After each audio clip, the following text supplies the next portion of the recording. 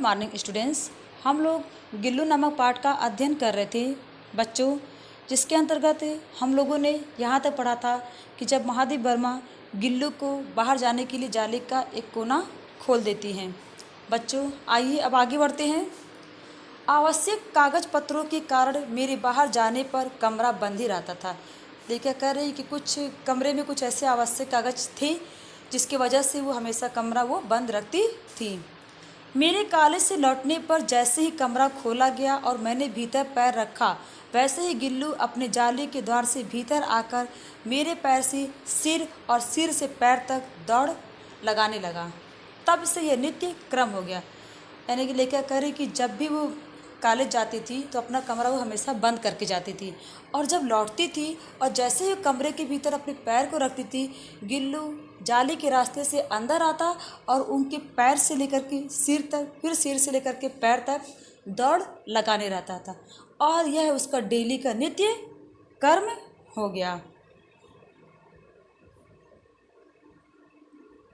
मेरे कमरे से बाहर जाने पर गिल्लू भी खिड़की की खुली जाली की राह बाहर चला जाता था और दिन भर गिलहरियों के झुंड का नेता बना हर डाल पर उछलता कूदता रहता, और ठीक 4 बजे वह खिड़की से भीतर आकर अपने झूले में झूलने लगता।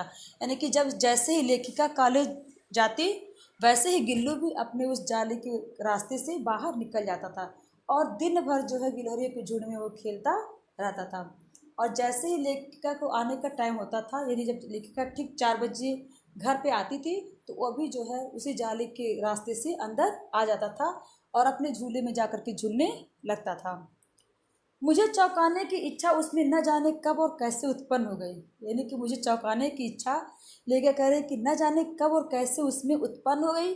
कभी फूलदान के फूलों में छिप जाता, कभी पर्दे की चुन्नट में, और कभी सोनजूही की पत्तियों में। यानी कि उनको चौंकाने के लिए वो जो है छोटा सा जीव कभी फूलदान में छिप जाता, तो कभी पर्दे की चुन्नट में, तो कभी सोनजूही की पत्तियों में। मेरे पास बहुत से पशु पक्षी हैं। लेखिका कह रहे कि मेरे पास बहुत से पशु पक्षी हैं और उनका मुझसे लगाव भी कम नहीं है। यानी कि मैं सभी से उतना ही प्रेम करती हूँ, परंतु उनमें से किसी को मेरे साथ मेरी थाली में खाने की हिम्मत हुई है, ऐसा मुझे याद नहीं आता। कह रहे कि मेरे पास तो बहुत सारे पशु पक्षी हैं और वो सभी से मेरा उतना ही लगाव है जितना इससे है, परंतु किसी की इतनी हिम्मत नहीं हुई कि आज तक कि मेरे थाली में वो खाना खाए, ऐसा मुझे याद नहीं आता। गिल्लू इनमें अपवाद था, लेकिन गिल्लू इन सबसे अलग था। मैं जैसे ही खाने के कमरे में पहुंचती, वह खिड़की से निकलकर आंगन की दीवार बरामदा पार करके मेज पर पहुंच जाता और मेरी थाली में बैठ जाना चाहता था। यानी कि जैसे ही खाने के कमरे में पहुंचती थी, गिल्लू दीवार और बरामदे को पार करते हुए मेज पर आ जाता और लेखिका के थाली में बैठने की कोशिश करता था।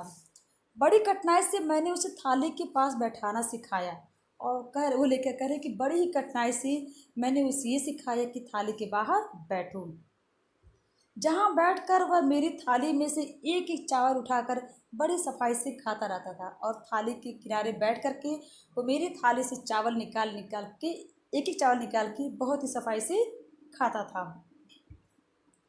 काजू उसका प्रिय खाद्य था। यानी कि काजू उससे बहुत प्रिय था, और कई दिन काजू न मिलने पर वह अन्य खाने की चीज़ें या तो लेना बंद कर देता था या झूले से नीचे फेंक देता था। यानी कि सबसे प्रिय खाद्य यानी कि खाने की चीज़ें थी तो वह है काजू, और उससे जो कि बहुत अच्छी थी, और अगर उसे काजू नहीं मिलता था और उसकी जगह कोई अन्य चीज़ें खाने की उसको दे दी जाती थी, तो उठा करके वो नीचे फेंक देता था या तो खाना ही बंद कर देता था। उसी बीच मुझे मोटर दुर्घटना में आहत होकर कुछ दिन अस्पताल में रहना पड़ा। लेखिका का उसी बीच में एक्सीडेंट हो गया, जिसके कारण उन्हें अस्पताल में रहना पड़ा। उन दिनों जब मेरे कमरे का दरवाज़ा खोला जाता, गिल्लू अपने झूले से उतरकर दौड़ता और फिर किसी दूसरे को देखकर उसी तेज़ी से अपने घोंसले में जा बैठता। लेखिका कह रही कि जब मैं अस्पताल में थी, तो मेरे कमरे का दरवाज़ा कोई अगर दूसरा खोलता तो गिल्लू तो मुझे समझता और इसलिए वो दौड़ करके आता, लेकिन जब किसी अन्य को दरवाजे पर देखता तो फिर वो दौड़ करके अपने झूले में चला आता था।